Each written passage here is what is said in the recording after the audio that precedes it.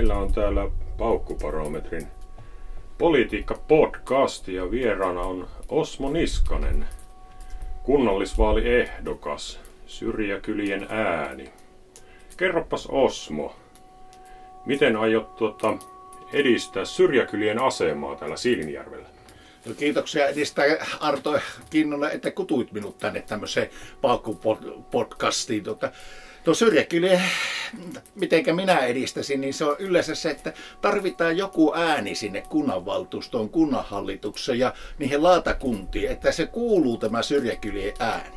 Ja jos ajatellaan, että viime vuosina Yaran tästä sanotaanko pohjoiselta ulottuvalta ei ollut ketään, ei kunnanvaltuustossa, ei hallituksessa eikä muissakaan lautakunnassa. No nythän meitä on kuitenkin 3 täällä ehdokkaalla, eli Ruuskasen Timo, minä ja sitten vielä Arto kanssa ja Päivinen. Ja meidän on tarkoitus sille, että saataisiin jollain lailla kerrottua aina, että mitä täällä tapahtuu, mihinkä me tarvitaan jotakin ja tiedetään mitä kunta aikoo ja mitä Yara aikoo. Se, että yksi ihminenhän siellä ei hirveästi vaikuta, eikä yksi puolue, mutta jos saataisiin edes meidän ääni kuulumaan edes minun kautta, ja minä luulen, että minulla sitä ääntä riittää, ja eikä sanatkaan yleensä jää suhu silleen, että ne siellä pitkään olisi.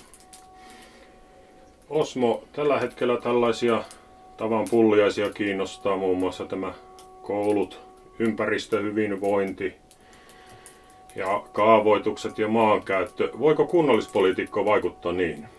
No, tällä hetkellä se, mitä minä ymmärrän, pari viimeistä vuotta on suunniteltu Siilijärvellekin tuohon keskustaan asemakaavaa sekä sitten tälle muualle tätä ympäristökaavoa.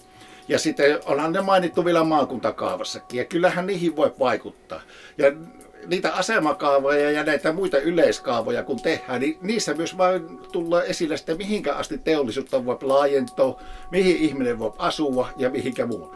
Koulut on tällä hetkellä Siilinjärvellä varmaan semmoinen, ei ihan heti tässä alkuun ole semmoinen mihinkä tarvitaan, mutta kaikkeen muuhun asumisviihtyvyyteen, teollisuuden sijoittamiseen.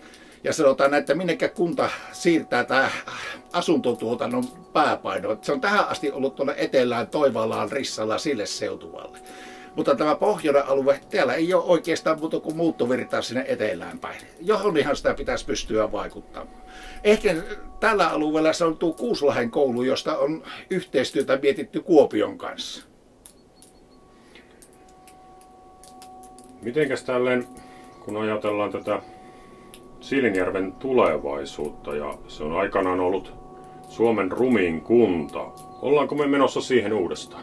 No, sitä ei tee, kun nämä romamies on vastoimassa, että kauniimpaahan sitä pitäisi pyrkiä. Ja kyllä minäkin varmaan kaunistautumaan yritän tulevaisuudessa. Parta jää ajamatta tänä vuonna, mutta koko ajanhan me on pyritty silleen Siilijärveen ehostamaan. Ja ehkä tällä hetkellä se Siilijärven niin sanottu keskusta on se, jossa on sitä röttelöä ja muuta ja purettavoa ja tämmöistä. Ja se asemakaava vaikuttaa aika paljon siihen, mitä siihen tulee.